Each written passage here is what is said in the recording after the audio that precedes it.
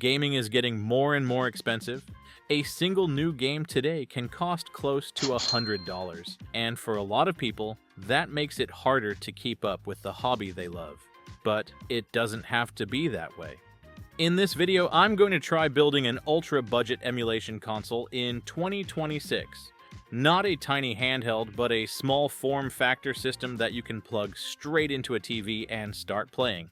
Powerful enough to smoothly run GameCube, PlayStation 2, and even the original Xbox. And here's the real question. With a total cost cheaper than a single modern game, is this system actually worth playing on? Let's get started and find out.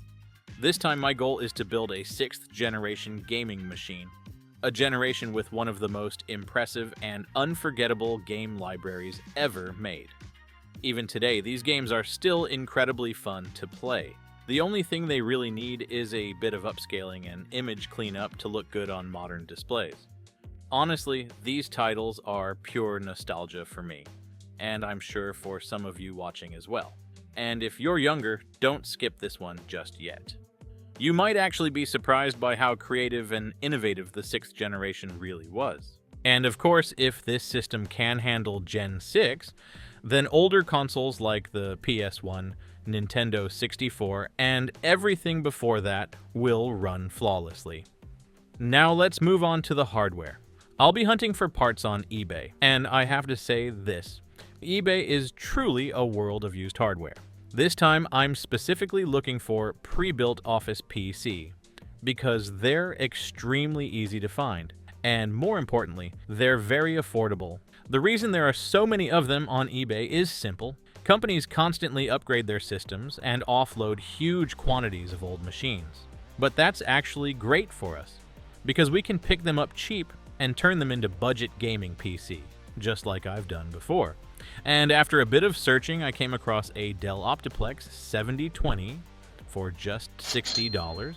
It comes with an i7-4790 and 8 GB of RAM. For a base system, that's an amazing price. If you're patient and take your time browsing, you'll find tons of different configurations out there. But always remember, prioritize your budget first. And here it is, the Optiplex 7020. Cosmetically, this unit actually looks pretty good. It arrived clean and well maintained. One of the main reasons I chose this PC is because it comes with a full power i7, not one of those low power T suffix CPU that you often see in office machines. It also already includes 8 GB of RAM, which means if needed, I can simply add another 8 GB stick and be done. Alright, let's open it up and take a look inside.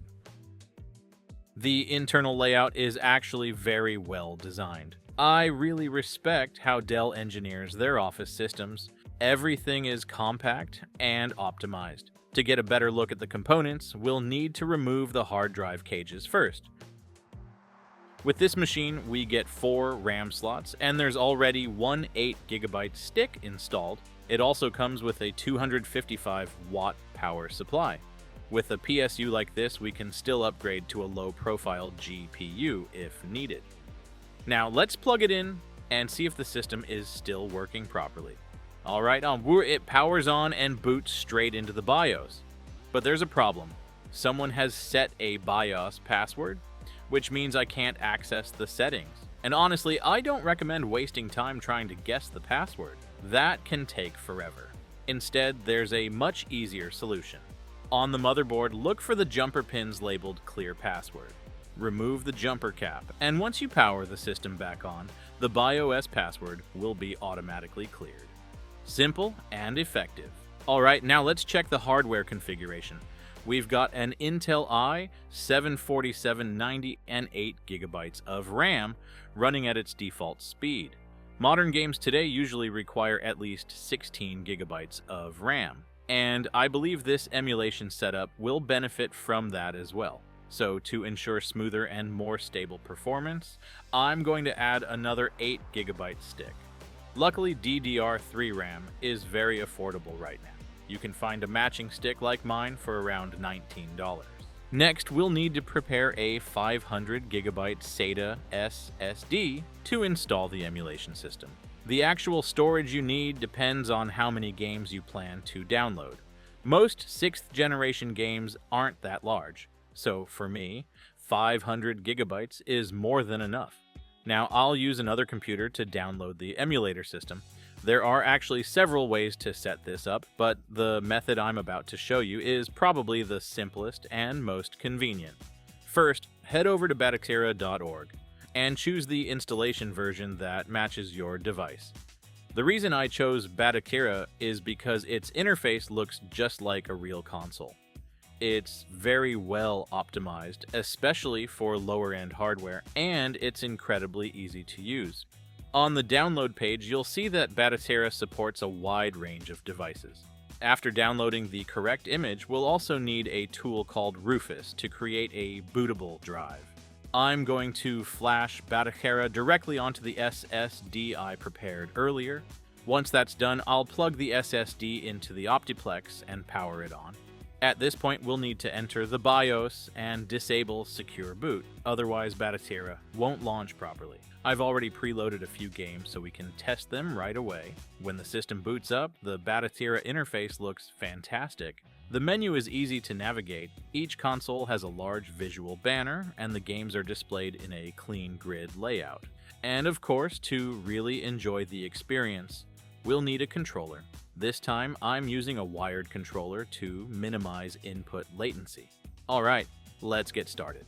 Let's start with Vice City, a true street legend. I locked the FPS at 60 frames per second, and the experience is completely smooth and stable. Input latency is almost non-existent. Even in busy scenes with a lot of NPCs, the system handles everything very consistently. Next up is a fighting classic, Tekken 5. With this game, input delay is practically zero, which makes every move feel responsive and precise. The frame rate stays solid throughout, with no drops at all. The upscaled visuals look noticeably sharper, and the character effects really stand out.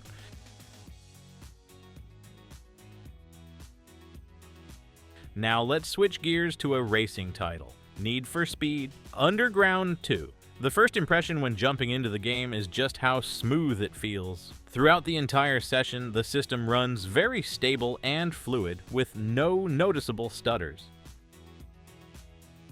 Next, I tried Dragon Ball Z. This game has some pretty flashy visual effects, especially during character abilities. Here, the system isn't quite as perfectly stable as before, but it still doesn't negatively impact the overall gameplay experience.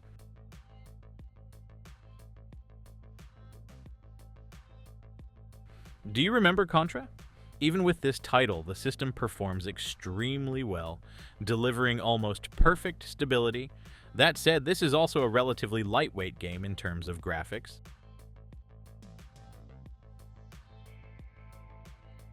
And finally, I tested Doom. With this one, performance is once again smooth and stable, input delay is barely noticeable, and the frame rate remains very consistent throughout. I also connected the system to a 4K TV and tried playing Vice City there. At 4K resolution, the frame rate isn't quite as smooth as before, but the experience is still very playable. And honestly, that's still impressive for a setup like this. This PC honestly does an excellent job handling the 6th generation, especially when you consider the price. Once everything is set up, it really feels just like using a real console. For a budget configuration like this to deliver such stable and smooth performance, I'd say it's absolutely worth it. Even though I only tested older titles, the results clearly show just how capable this system really is. And to be honest, even today, I'm still impressed by the visual style of 6th generation games. Yes, they're old, but they have a unique charm that many modern titles just don't capture anymore. If you still enjoy builds focused on emulation like this, then this is definitely a setup worth trying. And that wraps up the video. Thanks so much for watching all the way through. If you enjoyed it, don't forget to like, subscribe, and turn on notifications so you don't miss the next one.